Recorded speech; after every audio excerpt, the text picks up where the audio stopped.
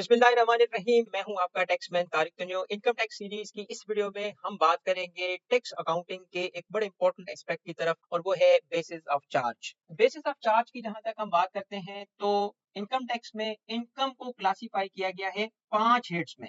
हर head के अंदर basis of charge को देखना होता है ताकि हमें पता चल सके कि उस हेड की इनकम को कब रिकॉग्नाइज किया जाएगा for the purpose of that head, और एक्सपेंडिचर अगर उस हेड में अलाउबल है तो उसको किस बेसिस पे डिडक्ट किया जाएगा। सबसे पहले हम आते हैं बेसिस ऑफ चार्ज में इनकम टैक्स के फर्स्ट हेड की तरफ, और फर्स्ट हेड कौन सा है? सैलरी। सैलरी इनकम में हम सबको पता है कि एक एम्प्लॉयमेंट इनकम कवर होती है, यानी कि एम्प्लॉयर एम्प्लॉई रिलेशनशिप होना चाहिए जिसमें services rendered by an employee के अगेंस्ट जो उसको अमाउंट, बेनिफिट या परक्विजिट्स मिलते हैं वो सैलरी में टैक्स होते हैं। और इस हेड में सिर्फ और सिर्फ इनकम को टैक्स किया गया है, कोई डिडक्शन अलाउ नहीं की गई, विच मींस के ग्रॉस अमाउंट टैक्स किया जाता है। और इसके अलावा जो डिडक्शंस ना अलाउ होने की वजह से नुकसान हुआ उसे कंपनसेट करने के लिए रेट्स अलग दे दिए गए हैं। फर्स्ट शेड्यूल के अंदर सैलरीड पर्सन के रेट्स का table compare to non salaried person के रेट्स कम होने की वजह ही ये है कि सैलरी में डिडक्शन अलाउड नहीं है। इस वजह से हमें यहाँ सैलरी में सिर्फ एक चीज देखनी होगी, और वो क्या है? वो है इनकम, यानी कि इनकम को रिकॉग्नाइज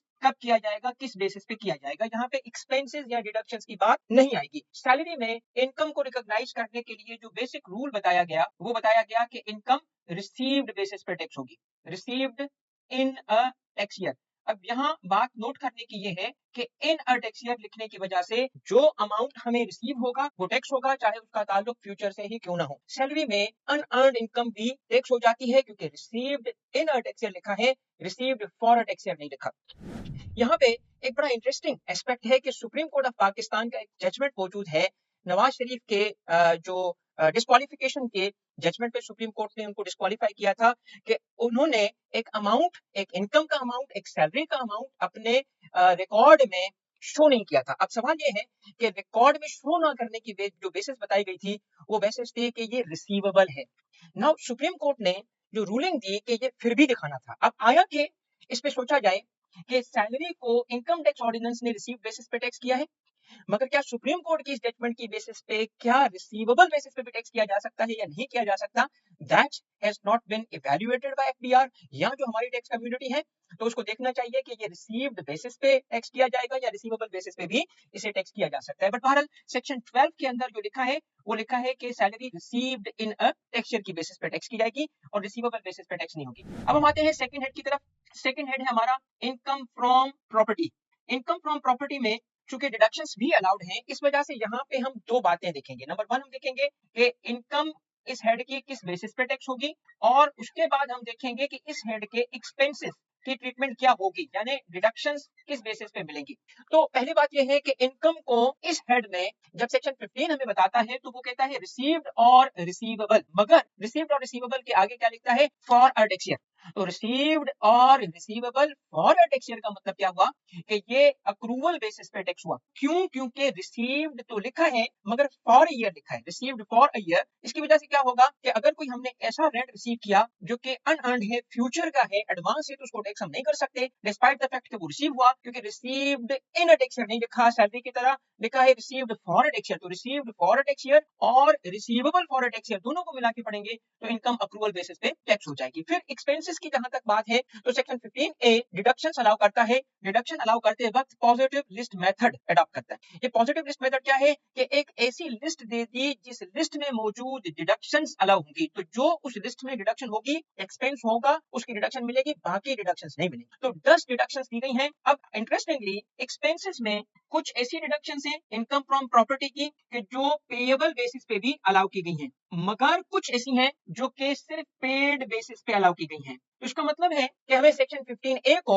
और एक्सपेंस वाइज देखना पड़ेगा कि कौन कौन से एक्सपेंसेस हमें पेएबल बेसिस पे अलाउड है और कौन कौन से हमें पेड बेसिस पे। और कुछ जगह पे लिखा है पेड और पेएबल, तो इसका मतलब है कि कोई यूनिफॉर्म मेथड अडॉप्ट नहीं किया गया बल्कि हाइब्रिड मेथड अडॉप्ट किया गया है। बेसिस ऑफ चार्ज के इस एरिया या इस टॉपिक को अगर हम आगे जाएं तो बहुत ही इंपॉर्टेंट हेड आता है और वो है इनकम फ्रॉम बिजनेस। अब इनकम फ्रॉम बिजनेस में भी हमें दोनों यानी इनकम और एक्सपेंस दोनों को देखना पड़ेगा। इनकम और एक्सपेंस को अगर हम आए तो सबसे पहली बात हमें यहाँ पे ये देखनी पड़ती है कि पर्सन कौन है।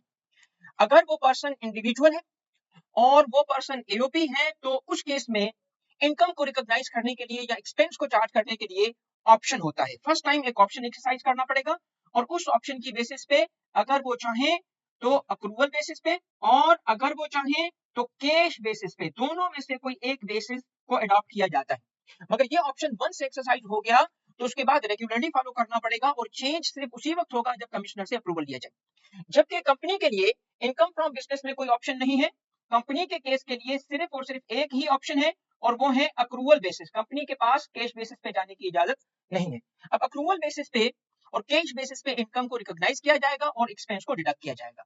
इनकम फ्रॉम बिजनेस में एक्सपेंसेस के लिए नेगेटिव लिस्ट मेथड भी है, वो इस तरह कि सारे के सारे एक्सपेंसेस सेक्शन 20 ने अलाउ किए हैं। सेक्शन 20 एक गेट कीपर सेक्शन है बिजनेस इनकम का, जिसने कहा कि अगर 3 टेस्ट मीट कर जाए तो वो एक्सपेंस अलाउ किया जाएगा। और 3 टेस्ट कौन से हैं? सबसे पहला है एक्सपेंडिचर होना, दूसरा है उसका इंकर्ड होना और तीसरा है बिजनेस पर्पस के लिए होल्ली exclusively for the purpose of business होना। तो अगर ये 3 टेस्ट मीट हो गए उसे अलाउ किया जाएगा एज डिडक्शन।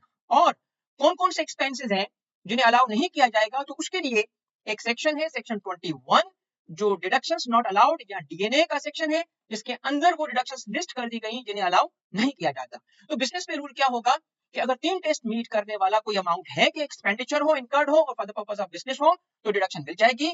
और अगर वो सेक्शन 21 में हिट हो रहा है तो डिडक्शन नहीं मिलेगी। और अब हम आते हैं नेक्स्ट हेड की तरफ और नेक्स्ट हेड है हमारा कैपिटल गेन्स। कैपिटल गेन्स में चूंकि हमारी कैलकुलेशन कैसे होती है, कंसीडरेशन रिसीव्ड में से हमें कॉस्ट को माइनस करना होता है। तो इस वजह से चार्जेबल अमाउंट क्या कहलाएगा? चार्जेबल अमाउंट गेन कहलाएगा कि कंसीडरेशन रिसीव हुई on disposal of capital asset या सिक्योरिटी। तो सेक्शन 37 और 37A इसे डील करते हैं और वहां पे बताया गया है कंसीडरेशन रिसीव्ड। अब यहाँ पे जो वर्ड रिसीव्ड है ये टर्म का हिस्सा है, ये बड़ा डिसेप्टिव और मिसनोमर सा टर्म है कि कंसीडरेशन रिसीव्ड एक्चुअली ना भी रिसीव हो तभी हम उसको कंसीडरेशन रिसीव्ड कहते हैं, क्योंकि इसका नाम कंसीडरेशन रिसीव्ड है। तो कंसीडरेशन रिसीव्ड यहाँ एज अ टर्म इस्तेमाल हुआ, उसका एक्चुअली रिसीव होना जरूरी नहीं है। उसे कॉस्ट माइनस करें तो बैलेंस अमाउंट गेन का होगा और उसको टैक्स किया जाएगा। और इसका जो बेसिस है वो बेसिस भी अक्रूवल ही है।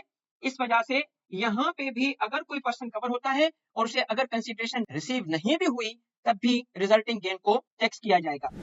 लास्ट हेड और फिफ्थ हेड है इनकम फ्रॉम अदर सोर्सेज।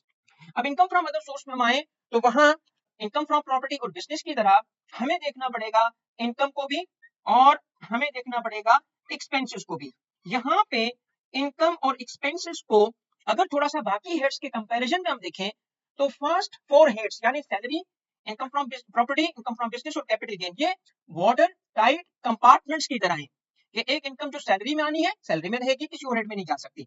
तो लॉ ने सेक्शन 12 में सैलरी, 15 में इनकम फ्रॉम प्रॉपर्टी, 18 में इनकम फ्रॉम बिजनेस और 37 और 37A में कैपिटल गेन की कौन कौन सी इनकम्स कवर होनी है और जो इन हेड्स में कवर नहीं हो सका उसके लिए कहा कि इनकम फ्रॉम अदर सोर्स में टैक्स किया जाएगा। Section 39 income from other source को डील करता है और वहां पे कुछ लिस्ट भी गिवन है उन इनकम्स की जो अदर सोर्स में एक्सप्रेसली कवर की गई है, मगर वो लिस्ट एग्जॉस्टिव नहीं है।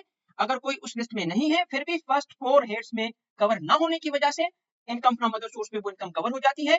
और बेसिस ऑफ चार्ज यहाँ जो है वो बड़ा सिंपल सा है कि रिसीव्ड बेसिस पे टैक्स किया जाता है, यानी कि वो कैश बेसिस है और एक्सपेंसेस भी इसी मेथड की वजह से पेड बेसिस पे अलाउ किए जाते हैं। ये हमारा as a whole tax accounting का बुनियादी, टैक्स अकाउंटिंग एक बड़ी वास्ट सी फील्ड है जिसमें इनकम टैक्स ऑर्डिनेंस अपनी अकाउंटिंग खुद बताता है। बहुत सारे एरिया ऐसे हैं जिसमें वो अकाउंटिंग, नॉर्मल अकाउंटिंग IFRS को फॉलो तो करता है मगर साथ साथ कहीं चेंजेस कर देता है। इस वजह से हमें टैक्स की अपनी अकाउंटिंग को समझना पड़ेगा। इस वीडियो में हमने सबसे बुनियादी बेसिस ऑफ चार्ज को कवर किया। अगली आने वाली वीडियोस में हम इंशाल्लाह टैक्स अकाउंटिंग का ये सिलसिला जारी रखेंगे। Thank you very much for watching.